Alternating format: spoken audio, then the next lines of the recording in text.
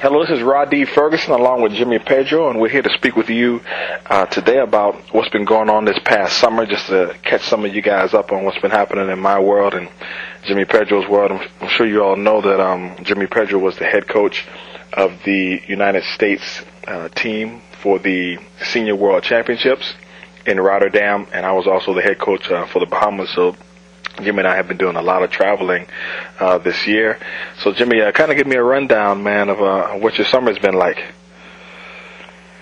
Well, this summer, as you said, I headed to Rotterdam in August with the USA Judo World Team, and that was an unbelievable experience. I mean, a lot of fantastic judo. We heard about the new rule changes, which we've already discussed. And since then, been traveling quite a bit for zebra mats around the planet, going to different MMA expos and different events that we sponsor.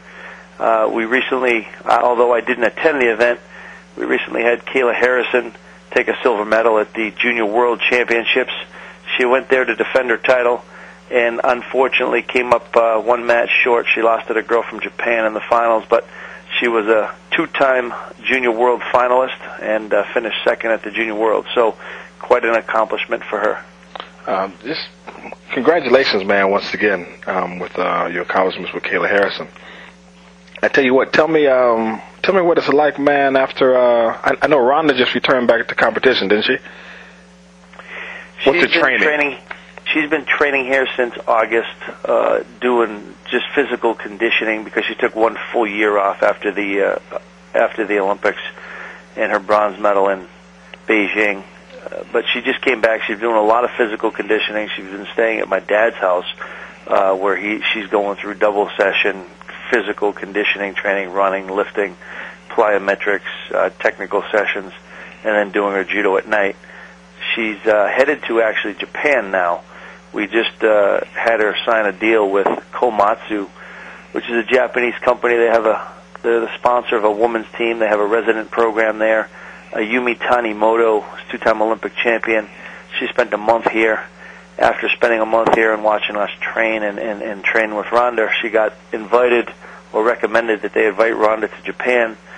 Evidently, they have an annual exchange program with one foreign athlete, and she's going to get an opportunity to go to Japan, train full-time for 1 year in the Komatsu system. She'll get paid to do it. They'll cover a bunch of her travel, meals, accommodations, pretty much all expenses, plus get a stipend or a salary to live and train there full-time.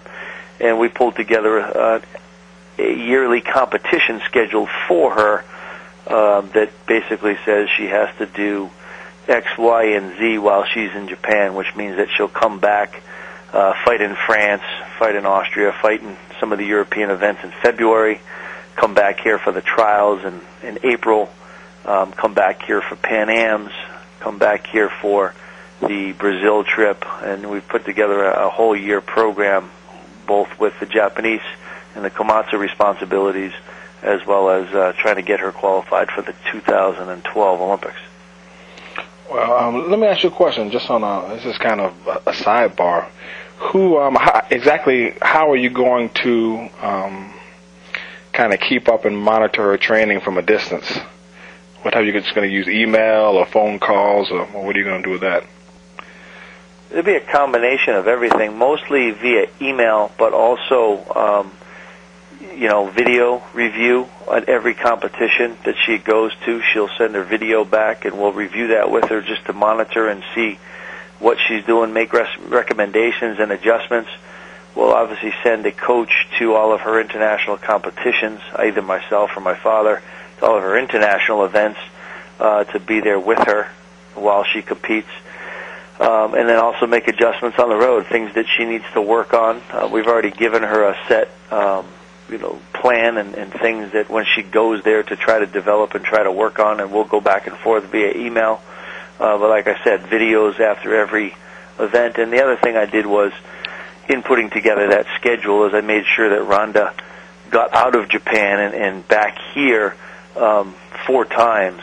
So quarterly she'll be back here where we can actually go over things firsthand with her so that she stays on the right course while she's training in Japan. That's a good deal, man. That's absolutely phenomenal. It's going to be as the quad gets closer, it's going to be good having both her and Kayla in practice at the same time. You end up having two of the top females in the world training with each other. It's going to really up the intensity of the practice. Yeah, I will be sure to take some videos of some of those, because let me tell you, if the world doesn't think there's some tough girls out there, boy, oh man, they haven't seen nothing yet. Those two go, when the short period of time that Rhonda was here, which was about 2 months in preparation for Kayla's Junior World Championships, they were going at it. It was all, I mean, short of fist fights, it was an all-out brawl.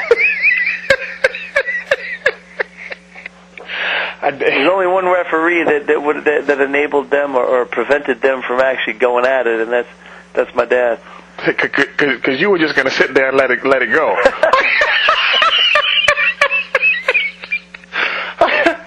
I think both of them may have a good MMA career ahead of them when they're done with their judo careers. Yeah. I kind of knew the answer to that already, but I wanted you to let it out the bag, because everybody's wondering how those two are going to be able to practice together in the same dojo. Quite interesting.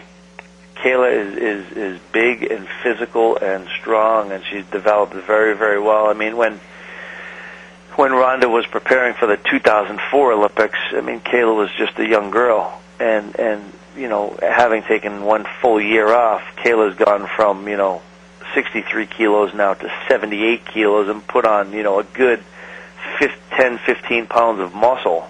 And she's vastly different athlete now than she was a year and a half, 2 years ago. Well, from your assessment, is there any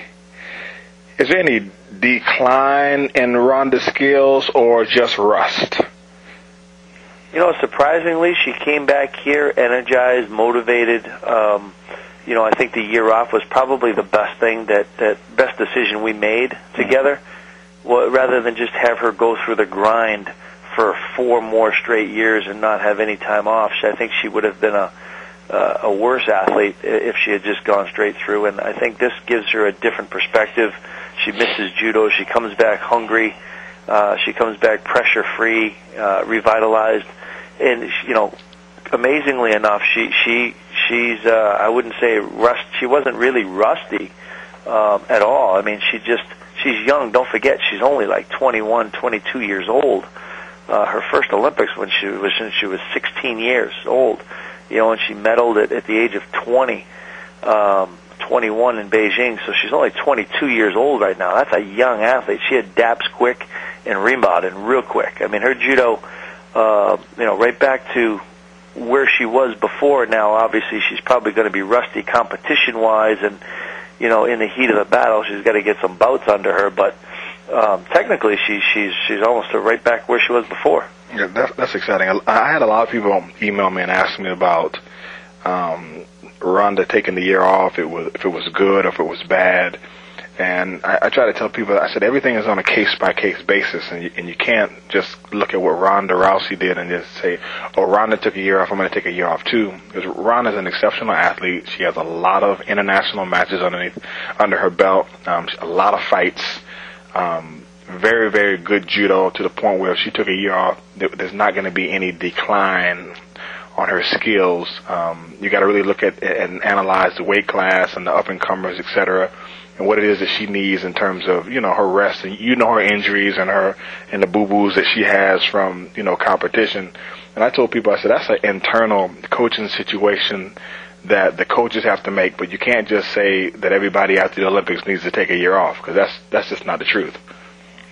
No, in some instances, absolutely, you're right. In some instances, you take a year off, the rest of the world goes by you in a full year, and you're not going to catch them in 3, But Rhonda's a different situation. I think she was, after Beijing, there was a lot, she took a silver at the Worlds, then went into the Olympics, took a bronze. There was a lot of pressure on her, being one of the only Americans that had a legitimate shot at a medal. She had a lot of pressure on her shoulders. She performed extremely well, and she was just burnt out and tired and burnt